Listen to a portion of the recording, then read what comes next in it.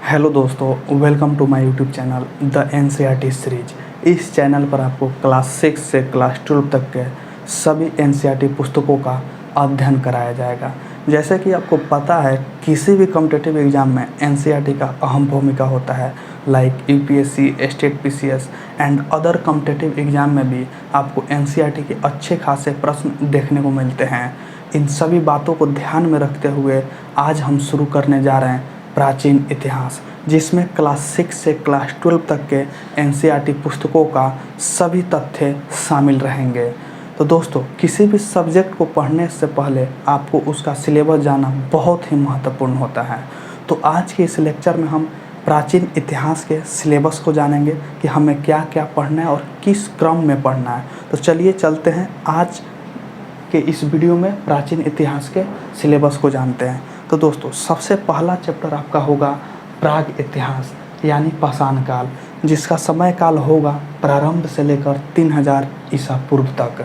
इस चैप्टर को जब हम पढ़ेंगे तो क्लास 6 से क्लास 12 तक के सभी एनसीईआरटी पुस्तकों को तथ्य इनमें शामिल करेंगे। उसके बाद दूसरा चैप्टर पढ़ेंगे हड़प्पा सभ्यता, जिसका समय काल है 3000 ईसा पूर्व से 1500 ईसा पूर्व। जब हड़प्पा सभ्यता पढ़ेंगे तो इसे 3 उपखंडों में बांट कर पढ़ेंगे: पूर्व हड़प्पा सभ्यता और उत्तर हड़प्पा सभ्यता। उसके बाद तीसरा चैप्टर आपका होगा वैदिक सभ्यता।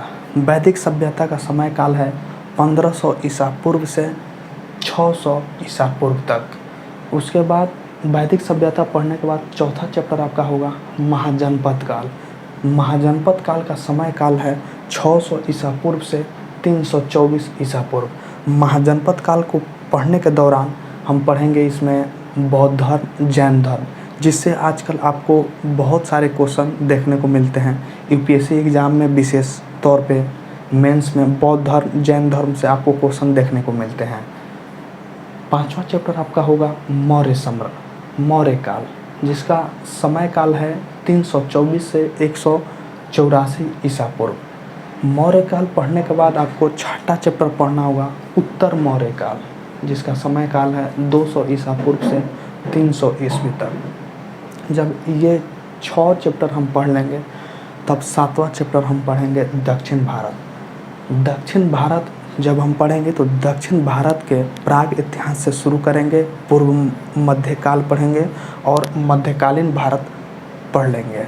इसमें दक्षिण भारत में पढ़ते समय हम मंदिर स्थापत्य कला के बारे में भी पढ़ेंगे, जिससे आजकल बहुत सारे क्वेश्चन आपको देखने को मिलते हैं।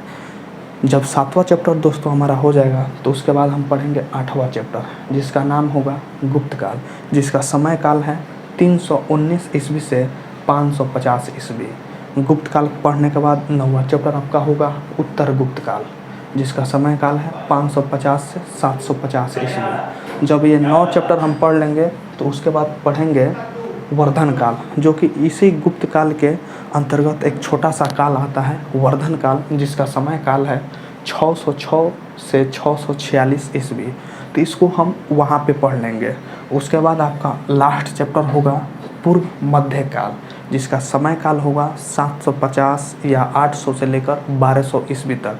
जब इन सारे चैप्टर को जब हम पढ़ लेंगे दोस्तों, तो हमारा एंशिएंट हिस्ट्री यानी कि प्राचीन इतिहास का सिलेबस समाप्त हो जाएगा। इसके बाद हम मध्यकालीन भारत की ओर जाएंगे और मध्यकालीन भारत को पढ़ेंगे।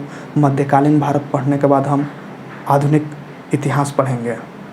तो दोस्तों, आपको बता दें, इन चैप्टर को पढ़ने के दौरान हम जैसे कि पहला चैप्टर पढ़े प्राग इतिहास यानी पाषाण काल, तो इससे संबंधित ऑब्जेक्टिव टाइप के जितने क्वेश्चन हो सकेंगे उतने करेंगे। उसके बाद सब्जेक्टिव टाइप क्वेश्चन करेंगे और इस तरह से सारे चैप्टर को हम ऑब्जेक्टिव टाइप क्वेश्चन और सब्जेक्टिव टाइप क्वेश्चन आपको प्रैक्टिस के लिए देंगे और स्वयं कराएंगे भी। तो दोस्तों, आपको अब एनसीईआरटी का बिल्कुल टेंशन नहीं लेना है। एनसीईआरटी का टेंशन अब द एनसीईआरटी सीरीज के ऊपर छोड़ दीजिए। आपको सिर्फ करना इतना है, द एनसीईआरटी सीरीज को लाइक, शेयर एंड सब्सक्राइब करना है। मिलते हैं नेक्स्ट वीडियो में प्राग ऐतिहासिक पाषाण काल के साथ। तब तक के लिए जय हिंद, जय चंपारण।